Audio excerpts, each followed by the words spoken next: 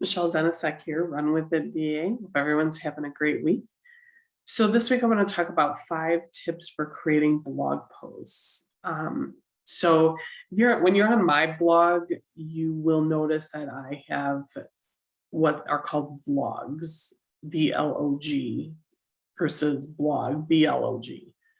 So it's a video blog post, so they're called vlogs. So, but you can do this. These strategies will work whether you're doing vlogs or blogs. So the first thing is you want to make sure your blog title is catchy. So it needs to be something that's going to really grab the attention of your reader. Like, ooh, I need to read that post, So this one is titled 5 tips for creating blog posts. So anyone who is a content creator, might find value in this blog post, and want to read it, or watch it. So the second tip would be to aim for the right number of paragraphs.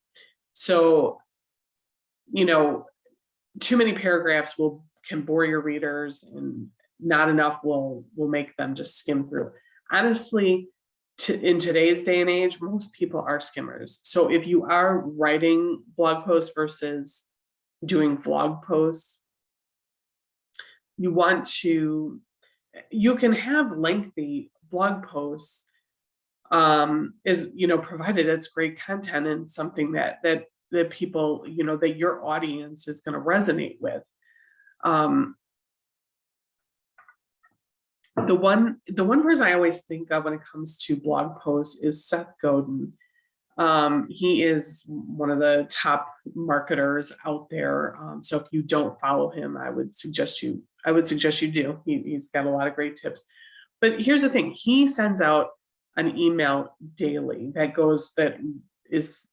leads to his blog posts. Okay, so every day he's adding to his blog posts. Well, what you need to understand about him is sometimes his blog posts are 1 or 2 sentences. They're just a quick thought for the day. Some are more lengthy. So, and I'm not telling you that you need to be blogging every day, but I think the point is to say that not every blog post has to be like, 3 paragraphs, at least 500 words, or blah, blah, blah. It's more about the value you're bringing than it is the word count. So just keep that in mind as you are creating content, that it's okay if you don't have, 5 paragraphs. If you just have a couple sentences on a certain week to provide, that's okay. As long as you're providing value that's going to resonate with your audience, that's the important thing. The third tip is images. So, like with this blog post, I might use an image of someone writing, and maybe like with some crumpled up, paper, by them as they're writing. This can resonate with people who struggle with writing, that you've started writing something and you crumple it up. Now, obviously, most people don't write on paper anymore. We're writing on the computer, but it's the effect that it's going to give people when they see that image, and it's going to resonate with them. So just make sure you're using images that really, add some intrigue to what you're writing.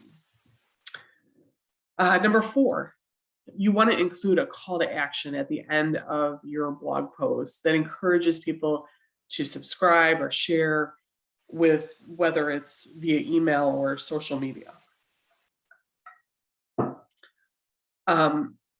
You don't necessarily have to do this on every blog post, but it doesn't hurt. So a call to action could be, use the share buttons below to share this with someone who you think could benefit from it, or click here to check out my latest offer and the deal and the deal that is expiring soon, or click here to follow me on Instagram, or something to that effect. So your call to actions don't necessarily have to be about selling something. They can be about sharing your content, following you on social media, um, subscribing to your newsletter list. So just keep that in mind when you're thinking about, adding call to actions to your blog posts. The fifth and final tip is, creating an interesting sub headline. They should be short and concise, but also informative enough so that it provides context about what you'll be talking about in the post. So your titles and subtitles can be so important when it comes to whether someone's going to actually read your blog post. And this is true when you're sending out emails to your list. What's going to get them to open it. So anyway, I hope these 5 tips have helped you. Feel free to, share any tips that you have in the comments below. And as always, feel free to reach out to me with any questions you may have. So hope everyone's having a great week. Talk to you soon.